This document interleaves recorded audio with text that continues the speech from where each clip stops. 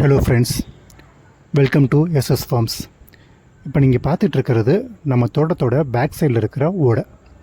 இந்த ஓடை வழியாவோ இல்லை பக்கத்து தோட்டத்து வழியாவோ யாரும் நம்ம தோட்டத்துக்குள்ளே அத்துமீறி வரக்கூடாது அப்படின்றதுக்காக ஃபென்சிங் போடலான்னு பிளான் பண்ணியிருக்கோம். நீங்கள் பாருங்கள் எவ்வளோ புல் பூண்டு புதராக மண்டி கிடக்குதுன்னு சொல்லிட்டு. இப்போ நீங்கள் பார்த்துட்ருக்கிறது ஒரு பனைமரம். நம்ம தோட்டத்துக்கும் பக்கத்து தோட்டத்துக்கும் இடையில் இருக்கிற பனைமரம். இந்த பனைமரம் பராமரிப்பு இல்லாமல் கவாத்து பண்ணாமல் இருக்குது. இந்த மாதிரியான பனைமரங்கள் தான் நெட்டுக்கவே இருக்குது. ஃப்ரம் ரோட் ஸ்டார்டிங்கிலேருந்து இந்த ஓடை வரைக்குமே இந்த மாதிரியான பனைமரங்கள் தான் ஒரு உயிர்வேலியாக இருக்குது.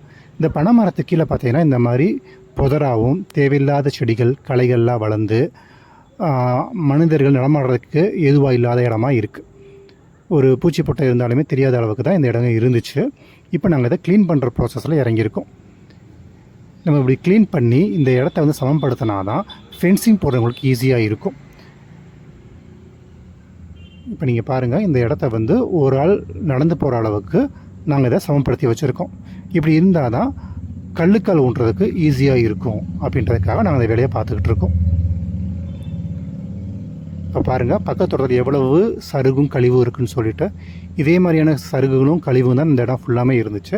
அதை ஃபுல்லாக நாங்கள் க்ளீன் பண்ணி ஓரமாக ஒதுக்கி போட்டிருக்கோம். இப்போ அதான் நீங்கள் பார்த்துக்கிட்டு இருக்கீங்க. ஸோ இந்த மாதிரி க்ளீனிங் ப்ராசஸை இந்த இடம் ஃபுல்லாமே நம்ம பண்ண போகிறோம். இந்த ஓரமாக இந்த பனைமரத்தை ஒட்டியிருக்க எல்லா இடத்தையும் க்ளீன் பண்ணி ஃபென்சிங் போட்டுக்கிறத மாற்ற போகிறோம். இதெல்லாம் பண்ணி முடிச்சுட்டு நாங்கள் அடுத்த வீடியோவில் உங்களுக்கு காமிக்கிறோம்.